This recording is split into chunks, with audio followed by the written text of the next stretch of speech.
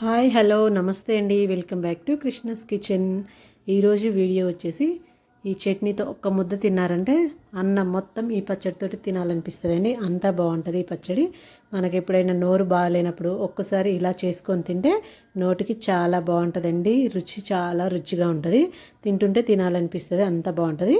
అలాంటి ఈ పచ్చడి ఎలా తయారు చేసుకోవాలో చూసేద్దాం పదండి. ఇంతకేం పచ్చడి అనుకుంటున్నారా? కరివేపాకు పచ్చడి అండి. దానికోసం ముందుగా స్టవ్ మీద ఒక ప్యాన్ పెట్టుకొని 1 టేబుల్ స్పూన్ ఆయిల్ వేసుకోవాలండి. ఇందులో ఒక 20 నుంచి 30 వరకు ఎండుమిర్చి వేసుకోవాలి. మీ స్పైసీనెస్కి తగ్గట్టు వేసుకోండి. ఇవి కొంచెం కారం తక్కువగా ఉంటాయి కాబట్టి నేను కొంచెం ఎక్కువ వేసుకున్నాను. ఒకవేళ ఎక్కువ కారం ఉన్నాయంటే మీరు మిర్చి తగ్గించుకోండి. ఇవి చిన్న మంట మీద మంచి కలర్ వచ్చేంత వరకు ఫ్రై చేసుకోవాలి. ఇలా ఫ్రై అయిన తర్వాత అందులో 1 టేబుల్ స్పూన్ ధనియాలు వేసుకొని 1.5 టేబుల్ స్పూన్ ధనియాలు వేసుకోండి.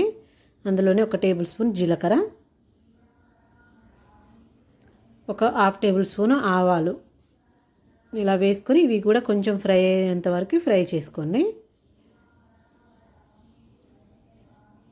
మంచి కలర్ వచ్చేంత వరకు ఫ్రై చేసుకోండి. చిన్న మంట మీద అయితేనే మనకు లోపల వరకు బాగా ఫ్రై అవుతాయండి.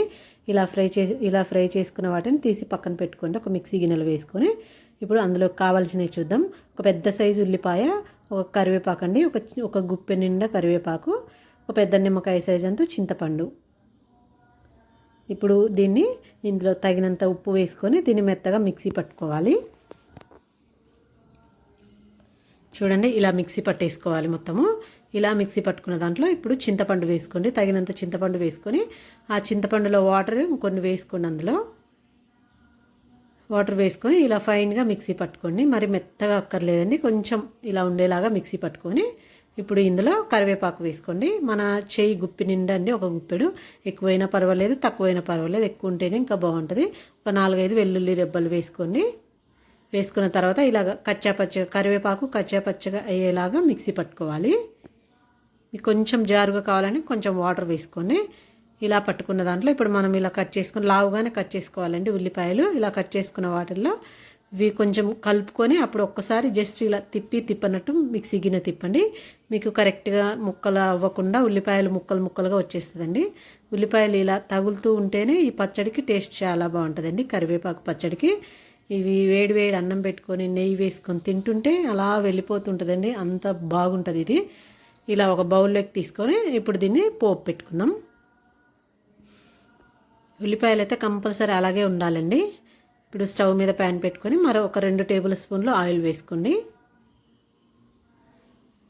ఆయిల్ కొంచెం వేడెక్కిన తర్వాత అందులో 1 టేబుల్ స్పూన్ పోపు గింజలు వేసుకోండి. అందులోనే 1 ఎండుమిర్చి, కొంచెం ఇంగువ వేసుకోండి.